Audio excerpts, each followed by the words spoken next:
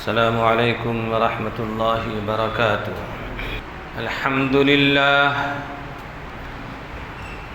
لله نحمده ونستعينه ونستغفره ونؤمن به ونتوكل عليه ونعوذ بالله من شرور أنفسنا ومن سيئات أعمالنا.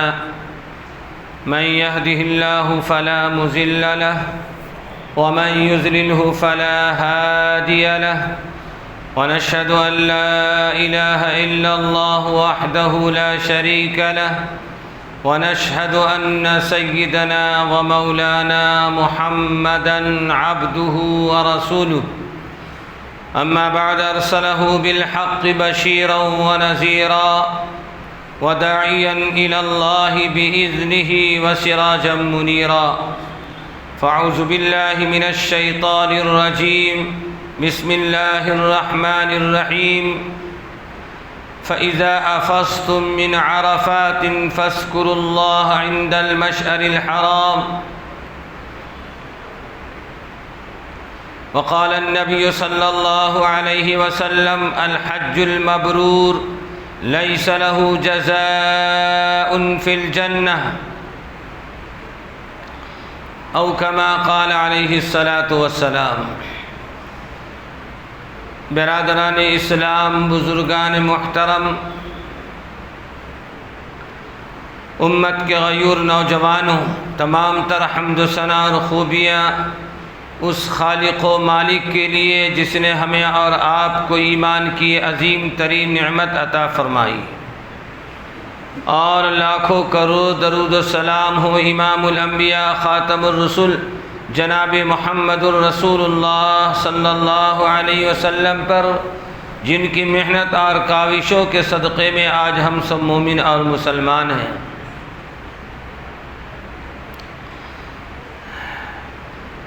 اللہ رب ذوالجلال کا بہت بڑا کرم اور احسان ہوا کہ اللہ پاک نے ہمیں اور آپ کو جمعہ جیسی عظیم عبادت کی توفیق نصیب فرمائی. حج کا سیزن ہے، عالم دنیا سے لوگ اللہ کے گھر کعبۃ اللہ کی طرف اللہ کا ترانہ لبیک اللہم لبیک پڑھتے ہوئے روانہ ہو چکے ہیں. دراصل سیدنا حضرت ابراہیم خلیل اللہ کو اللہ پاک نے حکم دیا کہ آپ کعبۃ اللہ کی تعمیر کیجئے، کعبۃ اللہ بنائیے. سیدنا حضرت ابراہیم علیہ السلام نے اللہ کے حکم کی تکمیل میں دنیا کا سب سے پہلا عبادت کا گھر وہی کعبۃ اللہ ہے. سیدنا حضرت ابراہیم کو جب حکم ہوا تو ابراہیم علیہ السلام نے کعبہ کی پھر سے اثر نو تعمیر شروع کی. وَإِذْ يَرْفَعُ إِبْرَاهِيمُ الْقَوَاعِدَ مِنَ الْبَيْتِ وَإِسْمَاعِيلُ، باپ اور بیٹا دونوں مل کر اللہ کے اس گھر کی تعمیر کی. دیکھیے آج جو ہے تاریخ مکہ کے اندر کچھ تاریخی مقامات ہیں جو بہت عظیم ہیں اور اہم ہیں.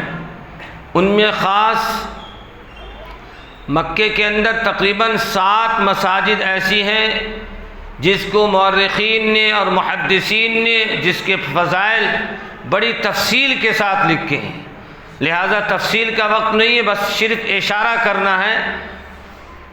اللہ کے نبی صلی اللہ علیہ وسلم کا معمول تھا کہ جب آپ صلی اللہ علیہ وسلم سفر پہ جاتے، کوئی اہم مقصد کے لیے آپ نکلتے، تو حضرات صحابہ کرام کو بیٹھا کر پہلے آپ کا خطاب ہوتا، اس کی عظمت کا آپ تذکرہ فرماتے، تاکہ جس کام کو ہم کرنے جا رہے ہیں اس کی عظمت جب دل میں بیٹھ جائے گی تو 2 چیزیں ہیں. ایک تو یہ کہ اس کا کرنا آسان ہوگا، مشکل کام بھی آسان معلوم ہوگا. کیوں؟ اس لیے کہ اس کی عظمت معلوم ہے، اس پر کیا ملنے والا اللہ کی طرف سے، کیا کیا نیکیاں ملنے والی ہیں، کیا کیا انعامات ملنے والے ہیں. وہ جب ہمارے دل و دماغ میں پہلے بیٹھ جائے گی تو اس کا کرنا آسان ہو جائے گا، اور دوران میں اگر کوئی تکلیف آ گئی تو اس پر صبر کرنا بھی آسان ہوگا۔ تو اس لیے اتنا عظیم عمل جس کو اللہ کے نبی جناب رسول اللہ صلی اللہ علیہ وسلم نے فرمایا کہ جس شخص کا حج مبرور ہو گیا، الحج المبرور لیس لہ جزاء فی الجنہ، جس کا حج اللہ نے مقبول کر لیا، اللہ کی بارگاہ میں قبول ہو گیا، جس میں کوئی گناہ نہیں، کوئی رفث نہیں، کوئی جدال نہیں، حج کے ارکان، فضائل، واجبات، فرائض، سنن کی رعایت کرتے ہوئے صحیح طریقے سے حج ادا کر لیا اور اس کا حج مقبول ہو گیا، تو اللہ کے نبی فرما رہے اس کا بدلہ جنت ہے، لیس لہ جزاء فی الجنہ۔ تو اتنی اونچی نیکی اور عمل پانے کے لیے ہمیں اس عمل کو صحیح طریقے سے کرنا چاہیے۔ چنانچہ ہم یہاں سے شروع کرتے ہیں کہ کعبۃ اللہ کی پہلے تاریخ ذہن میں آ جائے کہ کعبۃ اللہ وہ گھر ہے جس پر اللہ کی 120 رحمتیں نازل ہوتی ہیں، 60 رحمتیں وہاں طواف کرنے والوں پر، عام دنیا کی عام مسجدوں میں، یہاں تک کہ مسجد نبوی شریف میں بھی اگر آپ داخل ہو رہے تو حکم ہے نبی کا کہ اللہم افتح لی ابواب رحمتک، مسجد میں داخل ہونے کی دعا پڑھ کر داخل ہو، اور اس کے بعد 2 رکعت نماز تحیۃ المسجد پڑھو۔ لیکن جب حاجی مومن بندہ جب اللہ کے حرم مکے میں داخل ہوتا ہے تو اللہ کے نبی نے فرمایا تحیۃ المسجد مت پڑھو، آپ طواف کرو پہلے۔ کیا فرمایا؟ اس لیے کہ طواف کا درجہ نیکی وہاں بڑھی ہوئی ہے، اس لیے کہ اللہ کی 60 رحمتیں طواف کرنے والوں پر نازل ہوتی ہے، 40 رحمتیں وہاں نماز پڑھنے والوں پر نازل ہوتی ہے، اور 20 رحمتیں بیٹھ کر صرف کعبہ کی زیارت کرنے والوں کو۔ تو سیدنا حضرت ابراہیم خلیل اللہ نے اللہ کے حکم کی تعمیر میں کعبۃ اللہ تعمیر کیا، اور جب مکمل ہو گیا تو اللہ رب ذوالجلال سے پوچھا کہ اب آپ کا کیا حکم ہے؟ کعبہ تو بن گیا، اللہ نے فرمایا وَأَذِّن فِي النَّاسِ بِالْحَجِّ يَأْتُوكَ رِجَالًا وَعَلَى كُلِّ ضَامِرٍ يَأْتِينَ مِنْ كُلِّ فَجٍّ عَمِيقٍ، کہ ابراہیم حج کا اعلان کیجیے۔ کیا کیجیے؟ حج کے لیے اعلان کیجیے۔ سیدنا ابراہیم خلیل اللہ نے کہا یہاں تو عوام کوئی پبلک ہے ہی نہیں، مکانات تو ہے نہیں، یہ تو سناٹا میدان ہے، غیر ذی زرع عند بیتک المحرم، کہ ابراہیم خلیل اللہ کو جب حکم ہوا اپنے بیٹے اسماعیل کو چھوڑ کر آؤ تو چٹیل میدان تھا۔ اللہ رب ذوالجلال نے فرمایا کہ ابراہیم آواز دینا آپ کا کام ہے، اعلان کرنا آپ کا کام ہے، اور اس اعلان کو لوگوں تک پہنچانا میرا کام ہے۔ جیسے اللہ رب ذوالجلال نے رسول پاک صلی اللہ علیہ وسلم فرمایا تھا وَمَا رَمَيْتَ إِذْ رَمَيْتَ وَلَكِنَّ اللَّهَ رَمَى، اے نبی مٹی آپ نے نہیں پھینکی ہے، آپ کے ہاتھ نے تو ضرور ڈالا ہے، لیکن وہ مٹی اللہ نے پھینکوائی ہے، اس کے پیچھے اللہ کی طاقت ہے جو کفاروں کی آنکھوں تک پہنچائی۔ ابراہیم خلیل اللہ نے اعلان کر دیا یأتوک رجال، پہلا لفظ آیا رجال کا، پہلا لفظ آیا، اللہ رب ذوالجلال نے فرمایا اعلان کر دیجئے، لوگ پیدل چل کر آئیں گے، اونٹیوں پر سواریوں پر سوار ہو کر آئیں گے، تنہا آئیں گے اور جماعت کے ساتھ آئیں گے۔ وہ ساری شکلیں پائی جا رہی ہیں، آج بھی پیدل جا رہے ہیں۔ ہندوستان سے الحمدللہ ایک حاجی گئے حج کے لیے، ہندوستان سے پیدل چل کر گئے، سارے دنیا سے لوگ چل کر جاتے ہیں، اس لیے کہ سب سے پہلا درجہ پیدل چلنے کا ہے۔ اس لیے حاجیوں سے گزارش ہے جو حضرات حج کے لیے جانے والے ہیں یا آئندہ ارادہ ہے جانے کا، ان کے لیے ضروری ہے کہ اللہ رب ذوالجلال نے پہلے حاجیوں میں پیدل چلنے والوں کا تذکرہ فرمایا، تو کم از کم جب مکے ہم جاتے ہیں تو مکہ سے منی، منی سے عرفات، عرفات سے مزدلفہ پیدل چلیں۔ کم از کم ان مقامات پر جب ہم پیدل چلیں گے تو اللہ تعالی ہمارے قدموں پر ہزاروں نیکی عطا فرمائے۔ جتنا ممکن ہو سکتا ہے پیدل چلنے کا اہتمام کیا جائے. اپنے آپ کو مشقت میں ڈالنے کی ضرورت نہیں ہے، سہولت کے ساتھ اگر چل سکتے ہیں تو ضرور چلیں. بہرحال تو اللہ نے فرمایا کہ لوگ جمع ہونا شروع ہوں گے. آج دیکھیے لاکھوں کا مجمع اللہ کے اس گھر تک پہنچ رہا ہے جو آج سے ہزاروں سال پہلے سیدنا حضرت ابراہیم خلیل اللہ کے ذریعے اللہ نے اعلان کروایا تھا. تو کعبۃ اللہ اللہ کا گھر ہے جو سب سے پہلے روئے زمین پر مٹی کا حصہ اللہ نے بنایا اور وہاں پر کعبۃ اللہ کی تعمیر ہوئی. کعبۃ اللہ کے اندر اطراف میں خود چند تاریخی چیزیں ہیں. سب سے پہلے کعبۃ اللہ میں ایک پتھر لگا ہوا ہے جہاں سے استعلام کر کے حاجی اپنا طواف شروع کرتے ہیں. وہ پتھر جس کا نام حجر اسود ہے. اللہ کے نبی جناب رسول اللہ صلی اللہ علیہ وسلم نے ارشاد فرمایا کہ وہ پتھر جب اللہ نے جنت سے بھیجا اور جنت سے آیا وہ پتھر تو دودھ کی طرح صاف و شفاف تھا. آدم کی اولاد مومنین نے اس کو چھو چھو کر جو ہے وہ سیاہ ہو گیا ہے. اللہ تعالیٰ نے اس کے اندر عجیب کیفیت رکھی ہے، وہ گناہوں کو کھینچ لیتا ہے. اور حدیث پاک میں آیا کہ قیامت کی اس کی دو آنکھیں ہوں گی. وہ پتھر دیکھے گا اور اپنے چومنے والے، بوسہ دینے والے، استلام کرنے والوں کے لیے شفاعت اور گزارش کرے گا، اس کی شہادت دے گا. اللہ کے نبی جناب رسول اللہ صلی اللہ علیہ وسلم نے وہ پتھر حجر اسود کا، یہ پتھر اس لیے عظمت والا ہے کہ سب سے بڑی اس کی عظمت یہ ہے کہ اس پتھر کو ہمارے اور آپ کے آقا جناب رسول اللہ صلی اللہ علیہ وسلم نے بوسہ دیا ہے. اس پتھر کی عظمت بڑھ گئی. امیر المومنین حضرت عمر بن خطاب طواف کرتے وقت حجر اسود کو مخاطب کر کے فرماتے ہیں، اے حجر اسود، میں جانتا ہوں تو ایک پتھر ہے، اگر میں نے اپنے آقا کو بوسہ دیتے ہوئے نہیں دیکھا تو میں بھی تمہیں بوسہ نہیں دیتا.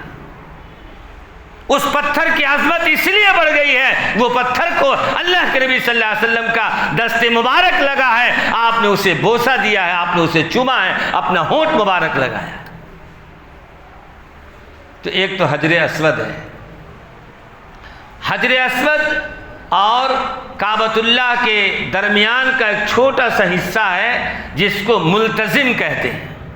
کیا کہتے ہیں؟ ملتزم. ملتزم کے معنی چمٹنے کے آتے ہیں. کس کے آتے ہیں؟ چمٹنے کے آتے ہیں. اللہ کے نبی صلی اللہ علیہ وسلم کے بارے میں حدیث پاک میں آتا ہے کہ آپ صلی اللہ علیہ وسلم طواف کرتے کرتے آپ جاتے اور اپنا رخسار مبارک ملتزم سے لگا دیتے، چمٹ جاتے اور دعا مانگتے. تو حجر اسود کے پاس بھی دعا قبول ہوتی ہے اور ملتزم پر بھی دعا قبول ہوتی ہے. یہ وہ مقامات ہیں جو اللہ کے نزدیک بہت مقرب ہیں، وہاں پر دعائیں قبول ہوتی ہیں. آگے بڑھیں تو مقام ابراہیم ہے. مقام ابراہیم کعبۃ اللہ کی دیوار سے بالکل قریب میں تھا. سیدنا حضرت عمر رضی اللہ تعالیٰ عنہ کے زمانے میں طواف کرنے والوں کو تکلیف ہوتی تھی، اس لیے اس کو منتقل کر کے تھوڑی دوری پہ منتقل فرما دیا اور نصب فرما دیا. اس وقت سے امیر المؤمنین کے نصب کرنے کے بعد سے آج تک مقام ابراہیم اسی مقام پر ہے جو شیشے کا قبہ بنا ہوا ہے، جس میں حضرت ابراہیم خلیل اللہ کے دونوں پاؤں کے نشان ہیں. اللہ تعالیٰ کی قدرت دیکھیے، اللہ نے جس پتھر پر ابراہیم علیہ السلام چڑھ کر کعبہ کو بنا رہے تھے اس پتھر کو نرم کر دیا اور آپ کے نشان کو اس میں چھوڑ دیا. وہ مقام ابراہیم ہے. اس کے آگے حتیم، اس کے آگے حتیم ہے. کعبۃ اللہ کے باہر ایک کمپاؤنڈ جیسا بنا ہوا لگا ہوا. خاندان قریش والوں نے جب کعبہ کو بنایا تو پیسہ اور بجٹ کی کمی کی وجہ سے اس حصے کو چھوڑ دیا کہ اس کو بعد میں شامل کر لیں گے.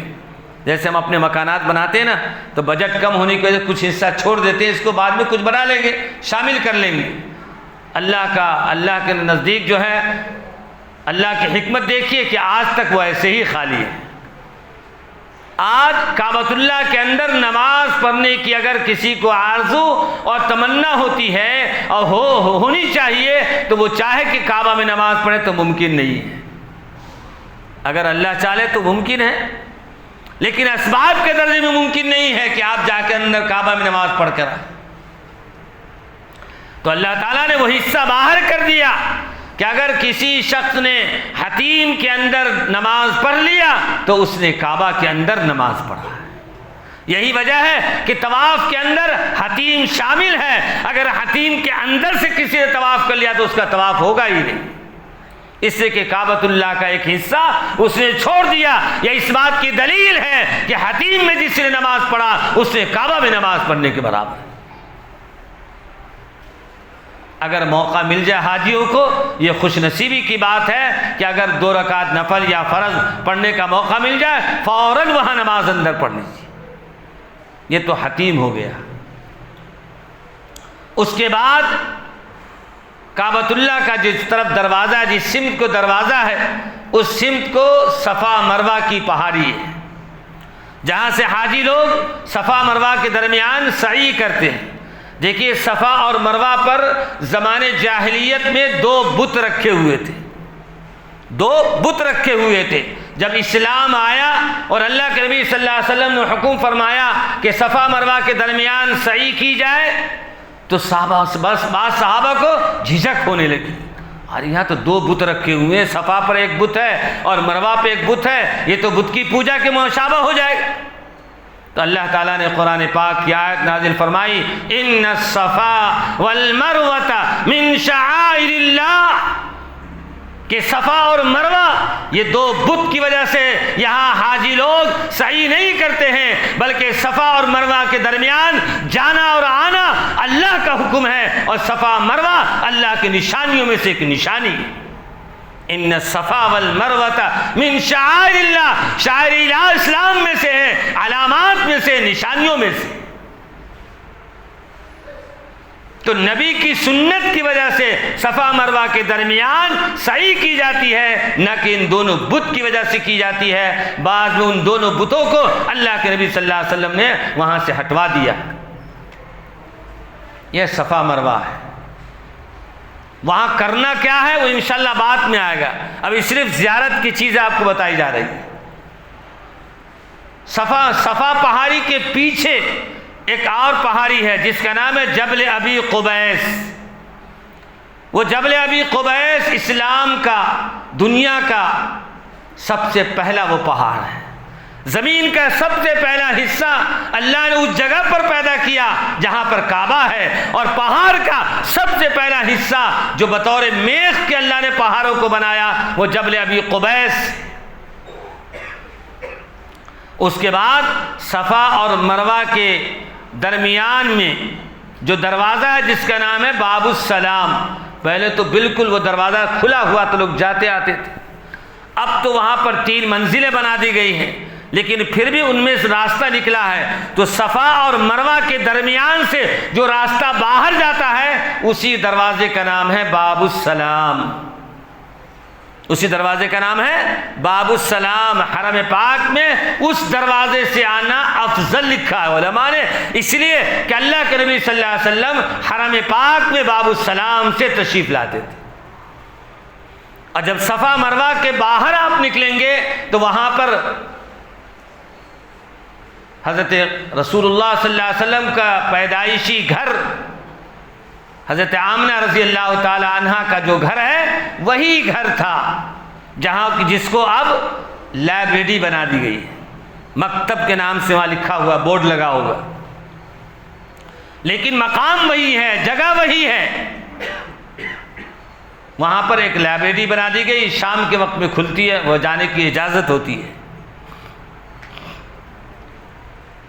اس مقام سے حرم پاک سے تقریباً 2.5 یا 3 کلومیٹر کے فاصلے پر، بلکہ اس سے اور کم پر ایک مسجد ہے جس کا نام ہے مسجد جن. بہت مشہور یہ مسجد ہے. یہ مسجد اس لیے مشہور ہے کہ اللہ کے نبی جناب رسول اللہ صلی اللہ علیہ وسلم سفر سے تشریف لا رہے تھے. آپ صلی اللہ علیہ وسلم کے ساتھ حضرت عبداللہ ابن مسعود رضی اللہ تعالیٰ عنہ ساتھ میں موجود ہے.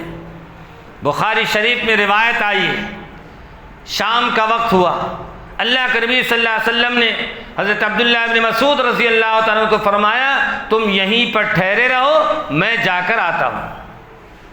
آپ صلی اللہ علیہ وسلم نے اپنی شہادت کی انگلیوں سے ایک خط نشان کھینچ دیا اور فرمایا اسی دائرے کے اندر رہنا، اس نشان سے باہر ہرگز نہیں جانا۔ اللہ کے نبی صلی اللہ علیہ وسلم چلے گئے، تشریف لے گئے، آپ صلی اللہ علیہ وسلم تشریف لے گئے، اور پھر آپ جب رات ڈھلنے کے بعد آپ واپس آئے تو حضرت عبداللہ ابن مسعود رضی اللہ عنہ کو دیکھا کہ اسی دائرے کے اندر ہے۔ اللہ کے نبی صلی اللہ علیہ وسلم اسی دائرے کے اندر آ گئے اور کیفیت پوچھا تو حضرت عبداللہ ابن مسعود رضی اللہ عنہ فرماتے کہ اللہ کے نبی مجھے محسوس ہوتا کہ کوئی آدمی آ رہا ہے، قریب آ رہا ہے، لیکن اندر داخل نہیں ہو رہا ہے، اور قریب تھا کہ اگر میں باہر نکلتا تو ہلاک ہو جاتا۔ اللہ کے نبی نے فرمایا تمہاری خیر اسی میں تھی کہ تم دائرے کے اندر تھے، اگر تم باہر جاتے تو نہ معلوم تمہارے ساتھ کیا معاملہ ہوتا۔ ایک روایت میں آتا ہے کہ وہاں پر 70 جناتوں نے ایمان قبول کیا، اور ایک روایتوں میں مطلق آیا کہ جناتوں کی ایک جماعت نے رسول پاک صلی اللہ علیہ وسلم پر ایمان لائی۔ اسی لیے اس تاریخ پس منظر میں وہاں پر جو مسجد بنائی گئی ہے اس مسجد کا نام ہے مسجد جن۔ اب کھلتی ہے کہ نہیں؟ پہلے وہ مسجد شام کے وقت میں کھلتی تھی، وہ لوگ جا کر وہاں 2 رکعت نمازیں پڑھتے تھے، یہ مسجد جن ہے۔ اس کے بعد ایک مسجد خیف مینا کی وادی میں، راوی روایت کرتے ہیں کہ 70 انبیاء علیہ السلام کا وہاں نماز پڑھنا ثابت ہے، اور اس کے علاوہ اور کتنے نبیوں نے پڑھا ہے وہ اس کی روایتیں الگ آتی ہیں۔ تو حاجی لوگ مکے سے نکل کر مینا جاتے ہیں، اور مینا میں مسجد خیف ہے۔ اگر آپ کا خیمہ حاجیوں کے لیے مسجد خیف سے قریب ہے تو وہاں جا کر نماز پڑھ لے، ورنہ اپنے اپنے خیمہ میں نماز پڑھنا بہتر ہے۔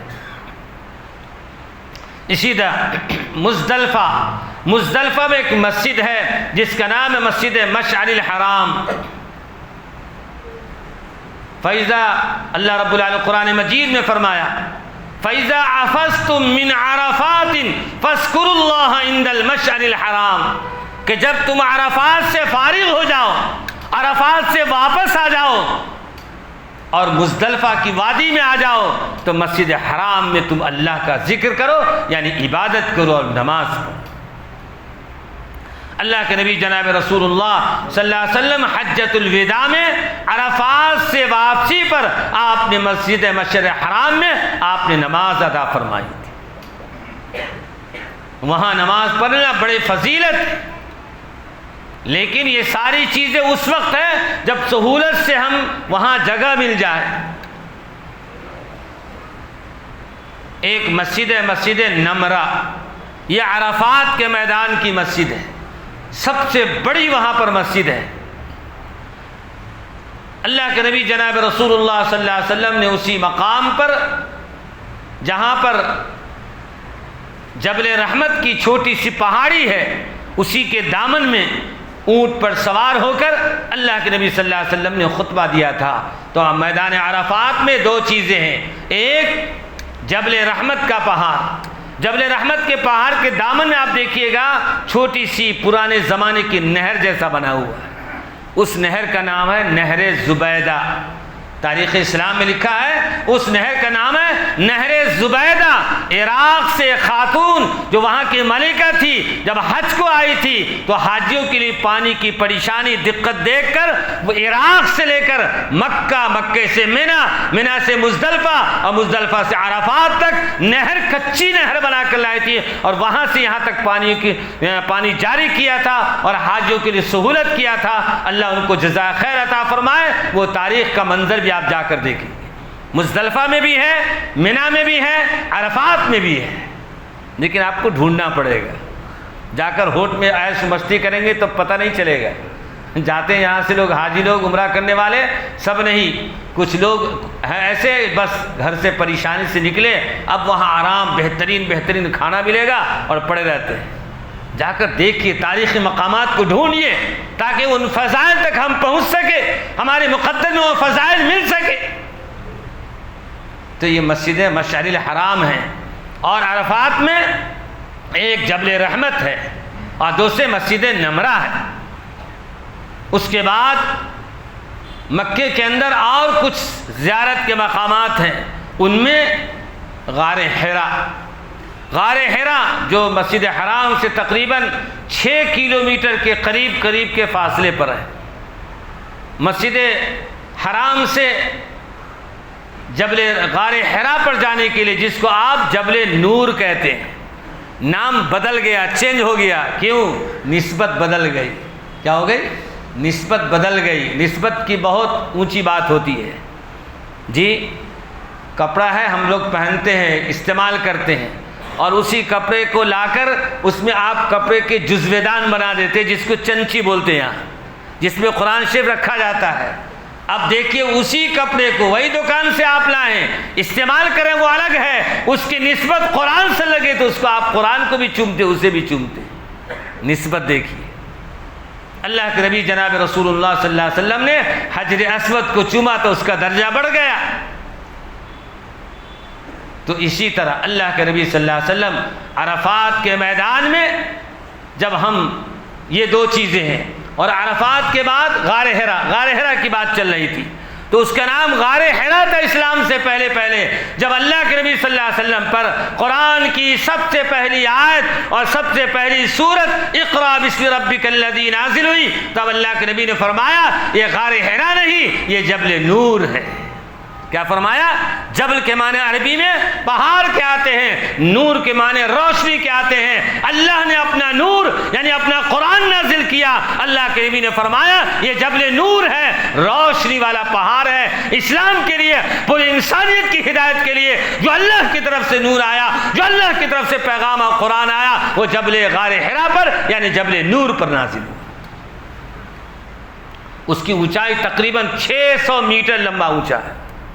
اچھوں کے چھکے چھوٹ جاتے ہیں، لیکن جن کے شوق اور جذبہ ہوتا ہے وہ جائے بغیر چھوڑتے بھی نہیں ہیں کہ ہمارا قدم بالکل اس مقام پر پہنچ جائے جہاں پر ہمارے اور آپ کے آقا صلی اللہ علیہ وسلم نے 6 مہینہ عبادت کی۔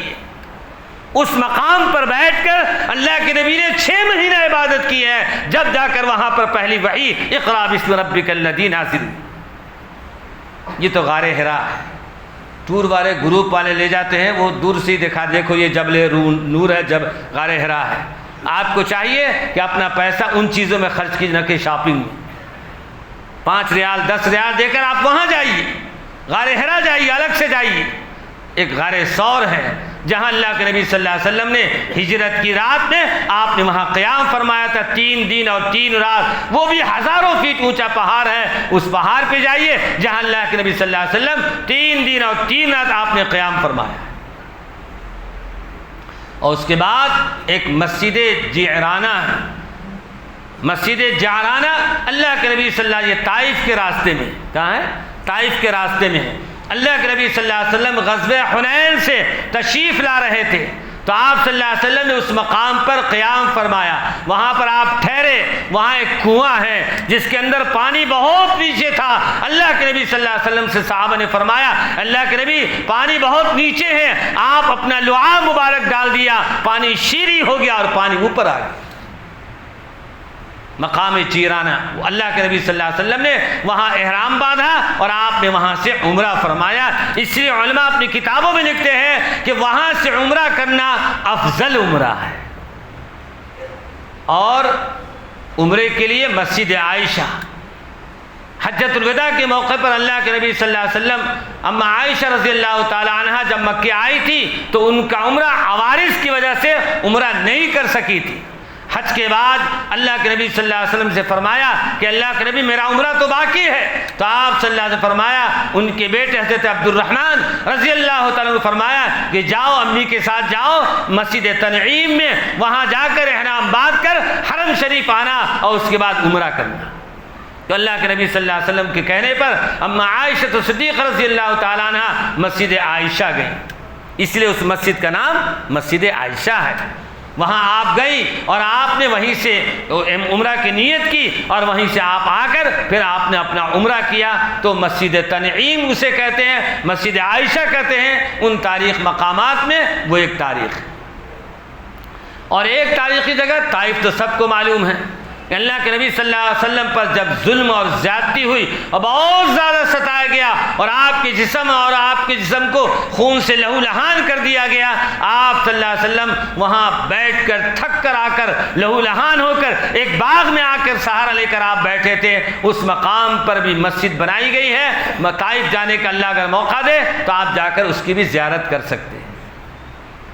مکے کے اندر مسجد باب العمرہ جو دروازہ ہے اس کے پیچھے حصے میں ایک کمپاؤنڈ بنا ہوا ہے، وہ قبرستان ہے جو زمانے جاہلیت میں اللہ کے نبی صلی اللہ علیہ وسلم کے آنے سے پہلے کفار مکہ، مشرکین مکہ، لوگ اپنی جس کے گھر میں لڑکی پیدا ہو جاتی زندہ زمین میں دفن کر دیتے تھے۔ ہزاروں معصوم بے گناہ بچیاں اسی قبرستان میں تدفین ہیں جو باب العمرہ کے سامنے کمپاؤنڈ ہے، اسی قبرستان میں تدفین ہے جو آج بھی آپ زیارت کر سکتے ہیں۔ تو یہ مکے کی تاریخی مقامات ہو گئے، یہ تاریخی پس منظر ہمارے ذہن میں ہوگا تو ہمارے لیے وہاں جانا اور عبادت میں شوق اور جذبہ پیدا ہونا آسان ہوگا۔ اللہ کے نبی صلی اللہ علیہ وسلم کا معمول تھا کہ آپ صلی اللہ علیہ وسلم ان چیزوں کی طرف اشارہ کرتے تاکہ لوگوں کے دلوں میں عظمت پیدا ہو جائے۔ اللہ تعالیٰ سے دعا ہے اللہ تعالیٰ ان مقامات پر ہم سب کو پہنچ کر اس کے فیض کو پانے کی توفیق نصیب فرمائے۔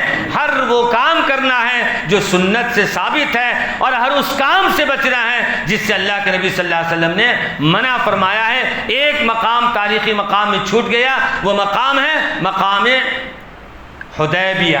اللہ کے نبی صلی اللہ علیہ وسلم نے حرم پاک سے تقریباً 24 کلومیٹر فاصلے پر ہے جہاں اللہ کے نبی صلی اللہ علیہ وسلم نے مکے سے 1400 صحابہ کے ساتھ عمرے کے لیے تشریف لائے تھے اور اس مقام پر پہنچے تو کفار مکہ نے عمرہ نہیں کرنے دیا۔ آپ صلی اللہ علیہ وسلم وہاں سے بالآخر معاہدے کے بعد واپس تشریف لے جاتے ہیں، ابھی راستے میں ہیں انا فتحنا لک فتحا مبینا، آپ کو فتح مکہ کی بشارت دے دی گئی اور اس کے بعد سن 8 ہجری میں مکہ فتح ہوگا۔ میرے دوستوں اور بزرگوں، اللہ سے دعا ہے اللہ تعالیٰ ان تاریخوں کو پڑھ کر اس کی عظمت سمجھنے کی ہمیں توفیق نصیب فرمائے۔ وآخر دعوانا ان الحمد للہ رب العالمین۔